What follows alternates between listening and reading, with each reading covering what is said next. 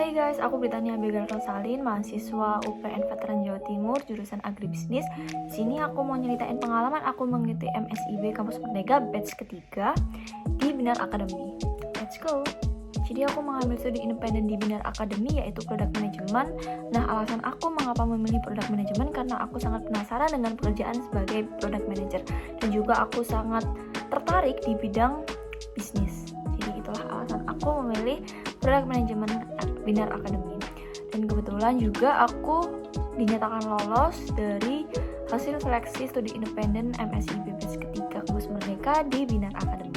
Di Binar sendiri itu terdiri dari 11 chapter, di mana chapter pertama sampai chapter ketiga itu kategori silver, kemudian di chapter 4 sampai 8 itu kategori emas atau golden, dan yang chapter 9 sampai 11 itu kategori platinum, di mana setiap satu chapter itu terdiri dari 2 minggu.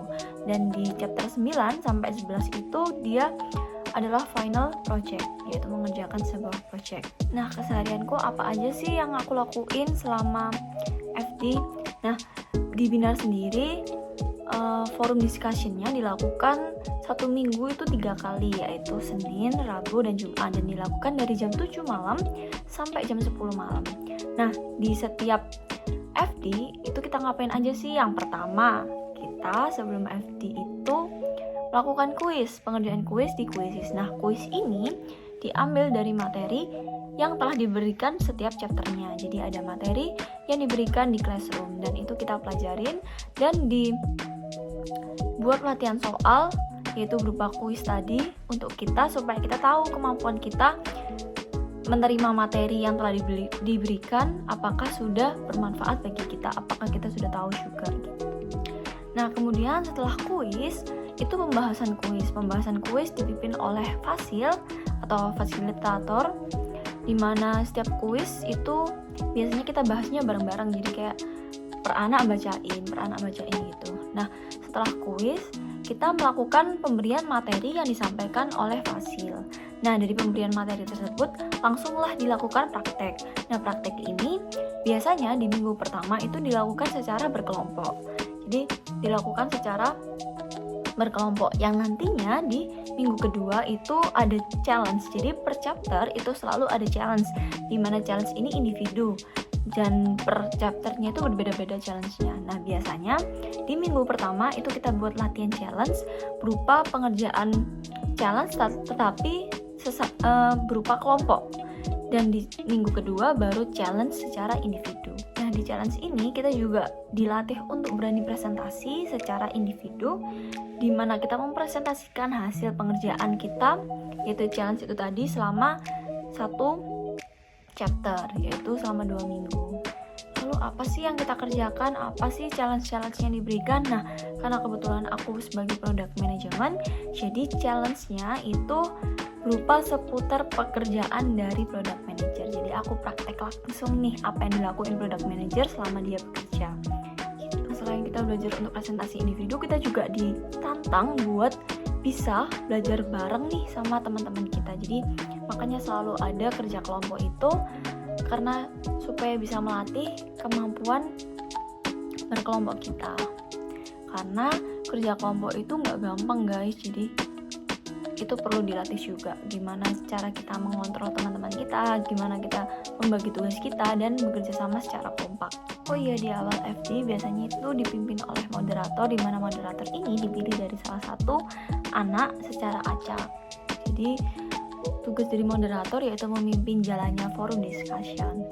Nah, kita kalau lagi penat juga sesekali melakukan ice breaking loh. Nah, ice breaking ini yaitu melakukan mini games yang dipimpin oleh fasil biasanya, dan dilakukan secara bareng-bareng. Jadi itu supaya merefresh otak kita. Sesekali juga kakak fasil kita tuh ngundang fasil lainnya ataupun pembicara untuk mengisi FD kita, yaitu ya seperti seminar kecil-kecilan gitu, dimana biasanya membicarakan mengenai seputar pekerjaan product manager atau tentang kisah hidupnya, supaya itu memberi motivasi kita gitu. Jadi itu keseharian kita selama 8 chapter, karena sampai chapter ke-8 itu pemberian materi, praktek secara berkelompok, dan melakukan challenge di setiap chapternya.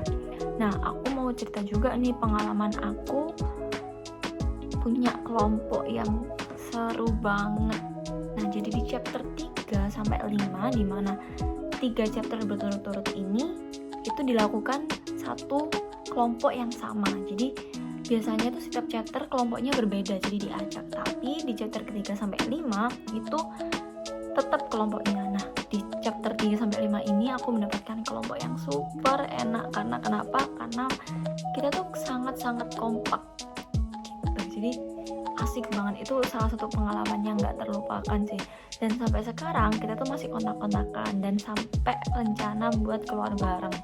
Yang awalnya cuma di studi independen berupa online, tapi kita bisa sampai mau keluar bareng. Nah, jadi selain aku mendapatkan banyak teman dan teman-teman dekat, aku tuh juga sangat banyak ilmu yang aku dapat di Binar Academy ini.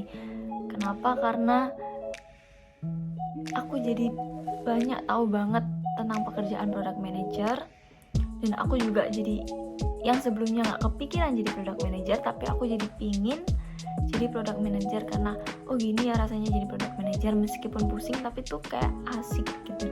Kayak wah, ini pekerjaan yang aku pingin juga, ini ranahku emang kesana gitu. Jadi ya kemungkinan besar aku semoga bakal bisa menjadi product manager. Oke, jadi lanjut ke chapter 9 sampai 11. Di chapter 9 sampai 11 ini itu melakukan final project, di mana kita collab atau collaboration bersama UI UX, di mana kita sebagai PO dan SM-nya. Jadi product management ini ada 2, jadi PO, product owner, dan scrum master. Dan yang tim UI UX itu menjadi tim developer.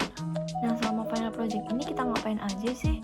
Jadi di final project ini outputnya yaitu membuat desain, aplikasi, dan website. Jadi kita diberikan tema, yaitu kebetulan aku diberi tema edutech, di mana aku membuat aplikasi seputar edutech, dan websitenya juga, di mana aku sebagai product owner yang mempunyai produknya dan aku mempunyai tim UI UX. Nah, jadi total pengerjaan final project yaitu 6 minggu karena ada 3 chapter. Jadi di final project ini kita ngapain aja? Nah, kita tetap melakukan FD selama 1 minggu 3 kali. Dan di FD itu kita lebih ke sharing progress. Jadi kerja kelompoknya itu lebih banyak di luar forum discussion. Karena kita hampir pasti setiap hari melakukan daily scrum, yaitu jadi di sini kita mengerjakan final project dengan metode scrum.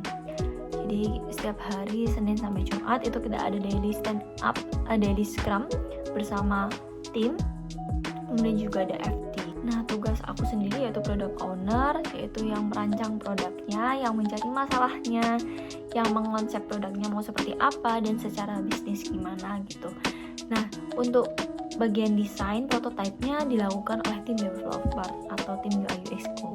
Nah, nantinya juga kita outputnya ada final deck dan pitch deck, dimana final deck ini yaitu hasil semua rangkuman yang kita kerjakan mengenai bisnis kita ini, dan di pitch deck itu presentasi yang akan kita presentasikan. Jadi PPT yang akan kita presentasikan dan akan dipresentasikan di depan kakak-kakak fasil. Pengalaman bersama UI UX ini juga salah satu pengalaman yang gak terlupakan. Kenapa? Karena kayak sedih-sedih bareng, senang-senang bareng gitu. Jadi semua itu kita kerjain bareng, kita mikir bersama-sama juga gitu. Jadi dan asik, kayak setelah kita udah mengerjakan semuanya kayak lega gitu. Jadi harapan kedepannya buat aku, semoga bisa keterima menjadi product manager, amin. Dan kedepannya harapan untuk Kampus Merdeka dan MSIB Kampus Merdeka ini semoga tetap terus bakal diadain, karena ini sangat berguna bagi mahasiswa yang ingin belajar tanpa mengeluarkan budget sebesar pun. Oke, sekian dari aku, mahasiswa yang telah mengikuti MSIB Kampus Merdeka batch ketiga di Product Management Binar Academy. Dadah, sampai jumpa lagi.